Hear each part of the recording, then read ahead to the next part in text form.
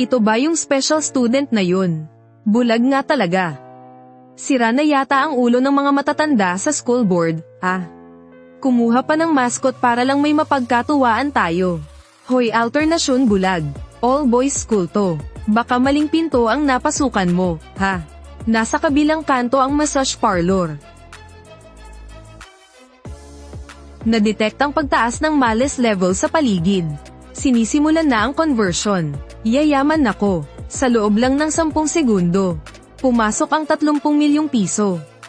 Kung ganito kabilis, kapag nagtagal ako ng 3 taon dito sa St. Laurent, hindi lang utang sa sugal ng pamilya ko ang mababayaran ko. Kaya ko pang bumili ng sarili kong isla.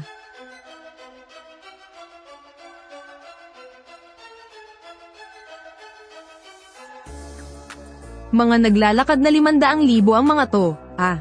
Matagal na siyang buwisit sa bulag na to. Pinilit pa kasi ng matanda na ipasok ang special student na to sa school. Nagbilin pa ng paulit-ulit na bantayan ko raw siya.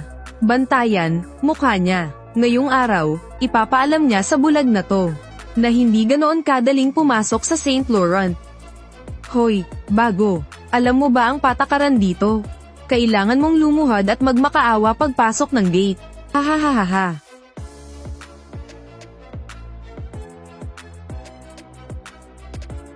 Kadiri, ang dumi-dumi. Sorry classmate. Hindi kasi ako makakita. Moalang-galang na po, saan ba papunta sa registration office ng mga freshmen? Magkunwari ka pa. Sige, ituloy mo lang. Ayaw na ayaw niya sa mga pabiktim at nagmamalinis na ganito. Nakakasuka silang tingnan.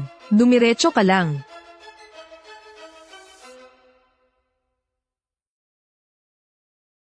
Kung normal na tao siya, siguradong titigil siya o iiwas ngayon.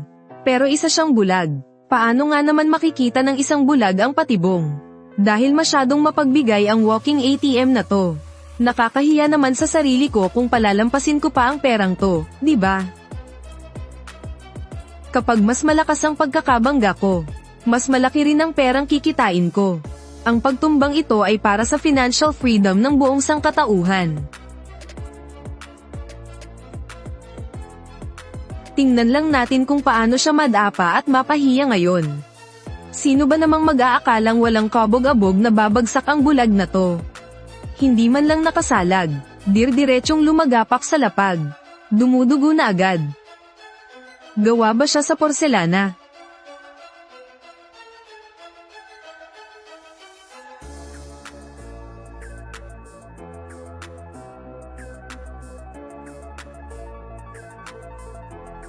Yung tungkod ko.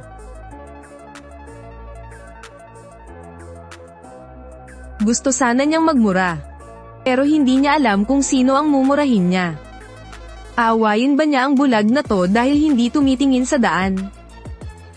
Siya nga itong nakaharang sa daan. O aawayin niya dahil sobrang hina ng katawan nito. Masyado namang walang modo yun. Pasensya na. Hindi ko kasi nakita ang dinadaanan ko. Nabunggo tuloy kita. Nadumihan ko ba ang sapatos mo? Pasensya na talaga. Hindi ko kasi makita kung saan nadumihan eh. Pwede bang ikaw na lang ang magpunas?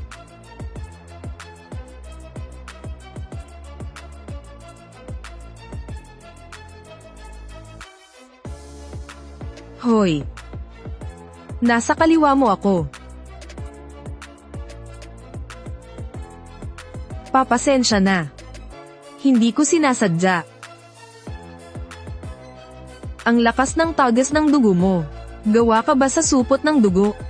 Pumunta ka na nga sa clinic, bilis. Huwag kang mamatay sa harap ng school, nakakamalas eh. Kahit na napakasama ng bibig ng lalaking to, napakagalante naman niyang magbigay ng pera. Kailangan ko atang mas madalas magpakita sa harap ng ATM na to sa susunod.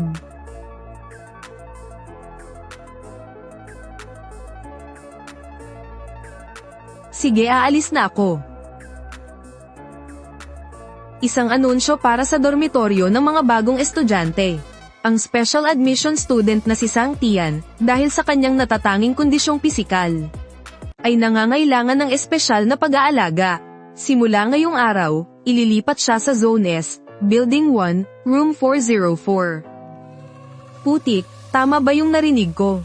Zone S, Building 1, Room 404. Hindi ba kwarto niya yon?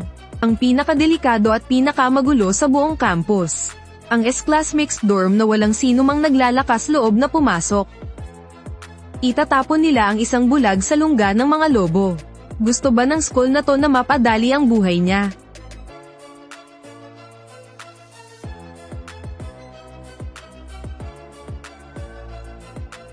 Gusto mo bang mamatay? Kwarto ko ang 404. Wala pang sino mang pumasok dyan na nakalabas ng buo. Gusto mo na bang mamatay?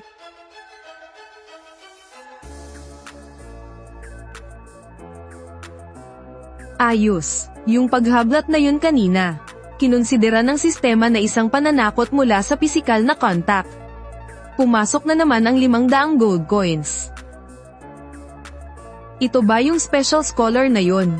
Isa nga talagang bulag. Nasuran na yata ng bait ang mga matatanda sa school board. Kumuha pa ng mascot para lang aliwin tayo. Hoy bulag.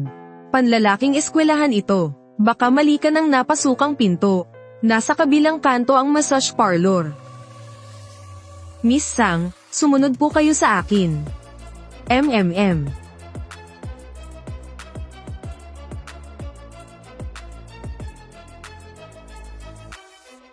Nasa dulo ng hallway ang kwarto 404. Ayaw ng mga senyorito na naabala sila ng ibang tao. Kayo na po ang bahala dyan, Miss Sang.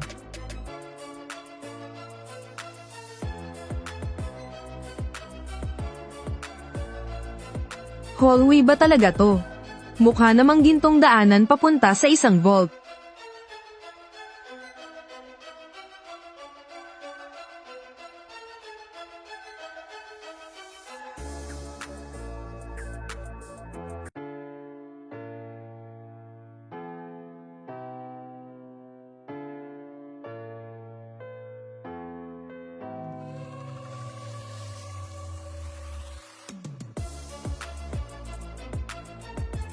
Sinong nagsabing pwede kang pumasok?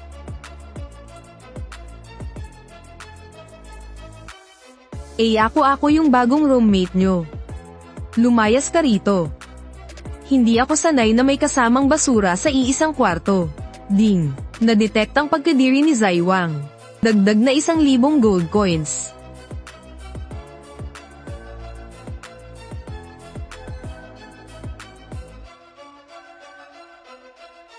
Grabe ang katawan na to, ang ganda ng hubog. Kahit walang bayad, gugustuhin kong titigan pa to eh.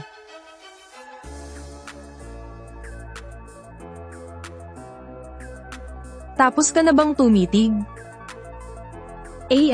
Wala po akong makita. Pero nararamdaman kong may tao rito.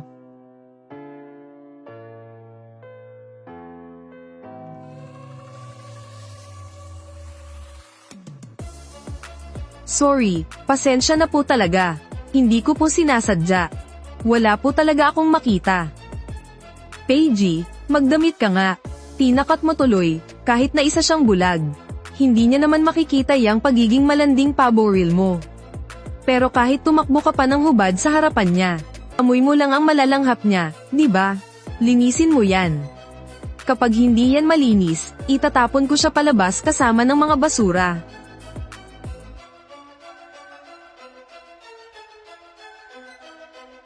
Hoy bulag. Huwag kang umiyak dyan na parang namatayan, nakakairita.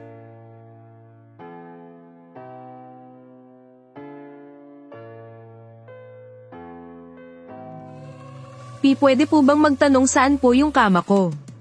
Kama, doon oh. Yung asong nakapwesto dyan, kakamatay lang noong 1 linggo. Tamang-tama at bakante na to, kaya sayo na lang bilang pabuya.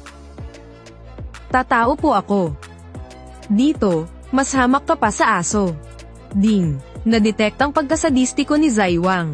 Nadagdagan ng 20,000 gintong barya.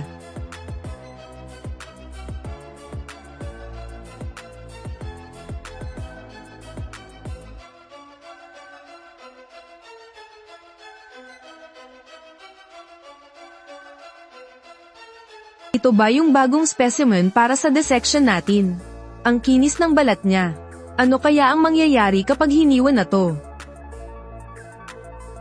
Siya ba yung special admit? Bulag nga talaga. Nasuran na ba ng bait yung mga matatanda sa school board? Kumuha pa ng mascot para lang may mapagkatuwaan tayo. Hoy, bulag. Eskwelahan to ng mga lalaki. Maling pinto yata ang napasukan mo, ha? Nasa kabilang kalye ang massage parlor. Isabit nyo yung tungkod ng bulag dyan sa chandelier. Grabe, ang sama naman yan. Pero, ibig sabihin din nito, sigurado na ang kikitain ko para sa araw na to. May tao ba dyan? Nawawala kasi ang tungkod ko. Hindi ko po alam ang daan palabas. Sa direksyong 2:00, may 5 metrong layo. Isang single sofa. Nandoon mismo ang pasimuno ng kalokohang to.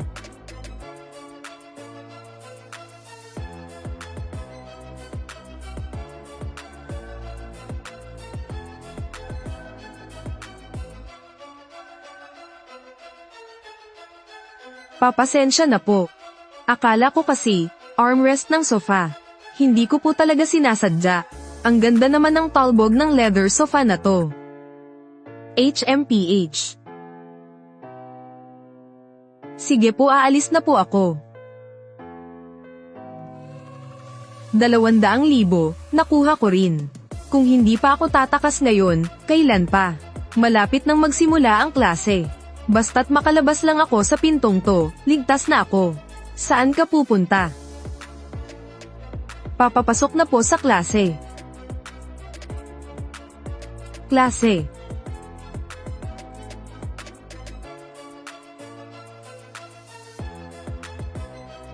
Classmate, pwede bang pakiangat yung paa mo?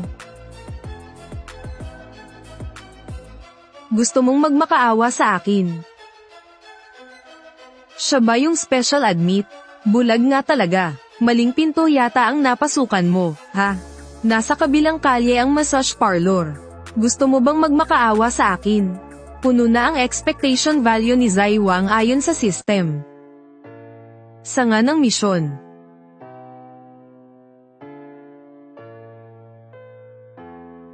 ₱500 tingin ba nila sa akin, pulubi? Binili ko lang online ang tungkod na to ng ₱9 at 70 sentimo, free shipping pa. Kung luluhod ako para lang sa basurang to. Masyado namang mura ang mga tuhod ko. Dahil gustong gusto mo naman ang tungkod na to, kaklase. Sige, sayo na, paglaruan mo. Ang dakilang panganay ng pamilya Zai. Nangaagaw ng sirang tungkod ng isang bulag para lang paglaruan.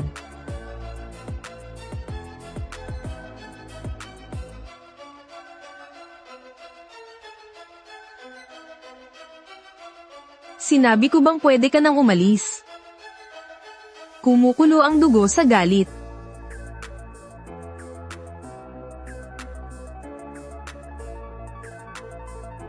Ah.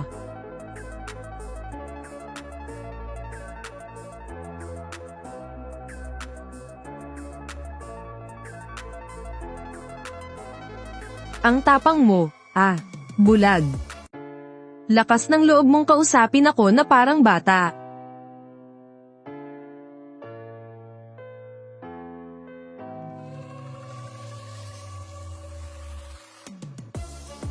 Ang ingay naman. Zai Wang, hindi ka ba isip bata niyan? Ang aga-aga, nambubuli ka ng may kapansanan. Hanggang dyan lang ba ang kaya mo, young Master Zai? AG, huwag kang ang makialam dito. Sino ba yung nagpapalit ng lahat ng carpet kahapon? Para sa kalinisan yun. Ngayon naman, problema sa ingay. Nakakaloka, nanalo nga pero hindi rin naman nakakatuwa. Mas nakaka-bad trip pa nga eh. Tignan nyo, bilis. Nandito na yung bulag na nakatira sa S-Zone. Balita ko kahapon, hindi pa nga nakakapasok ng pinto, sumubsob na agad sa sahig. TSK, hindi man lang muna man alamin. Akala niya ba dahil nakapasok siya sa S-Zone big time na siya? Ting, hindi naman masasakit na salita to, Klarong-klaro na ito'y malalim na pagmamahal ng mga kaklase ko. Excuse me po, may bakante pa ba? Doon sa may bintana. Reservado talaga para sa'yo yan. May patibong kapag umupo ako rito, sira ang pantalon ko. Pero makakakuha naman ako ng malaking bayad para sa pahihiya. Kapag hindi ako umupo, mabubuko agad ang panlilinlang ng mga to. At sisigad ang galit nila sa akin.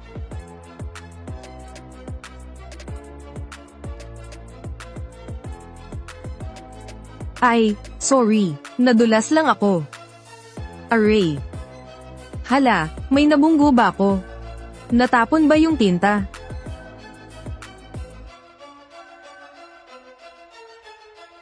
Jackpot talaga to. Pasensya na po talaga. Tama na to. Masyado nang halata kapag umarte pa ko. Nadetect ang malisyosong prank sa loob ng campus. Nakalak na ang delikadong patibong. Matinding mali siya mula sa mga nanunood. Nakamamatay at malisyosong patibong. Gumastos pa talaga sila ng malaki para lang pagtripan ako. Sa masangsang na amoy pa lang nito. Alam ko ng sobrang dikit ng glue na to. Siguradong mapapahiya ako ng sobra kapag umupo ako rito. Pre, kung wala namang problema, umupo ka na bilis. Parating na yung teacher natin. Hehe. Hae, anong nahulog?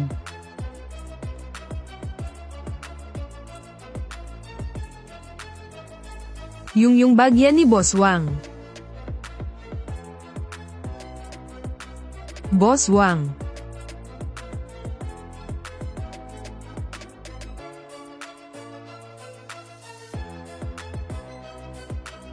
Anong tinitili-tili nyo riyan?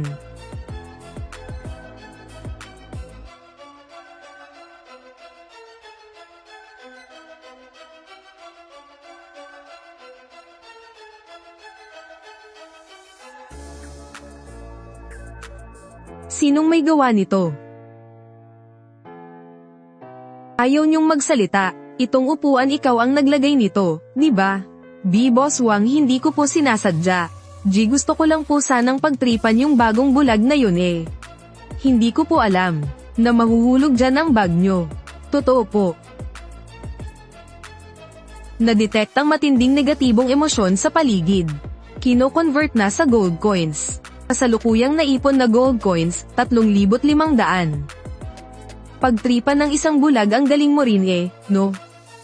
Dito sa eskwelahang to, kailan pa kayong mga basura naging batas dito? Dahil gustong-gusto mong maglaro ng glue, linisin mo yan.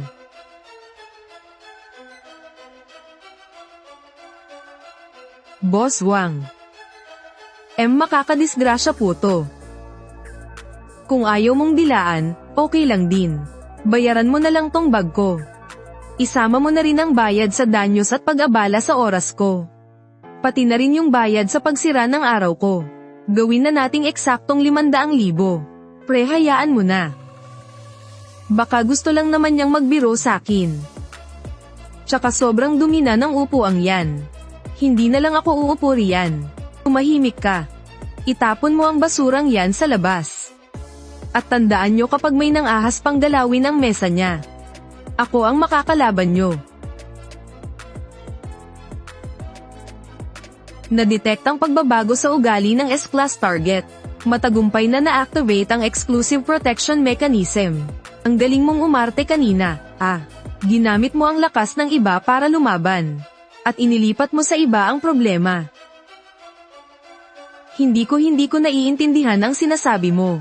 Magpapanggap ka pa rin ba? Yung anggulo ng pagkahulog ng bag na yon. Pati na rin yung maliliit na reaksyon sa mukha mo nang magmakaawa ka kanina. Baka maloko mo pa si Zaiwang. Pero hindi mo kami maloloko. Bulag-bulagan talagang wala ka bang nakikita? Panganib sa pagkukunwari ng karakter.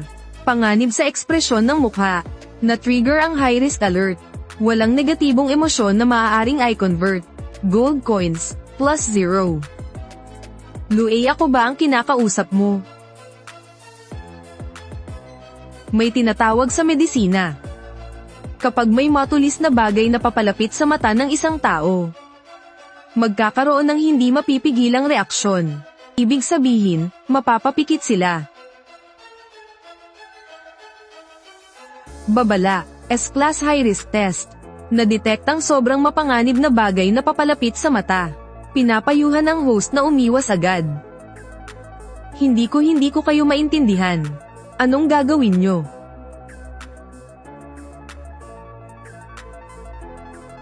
Kuya, ang bagal naman ng ganyang klaseng test.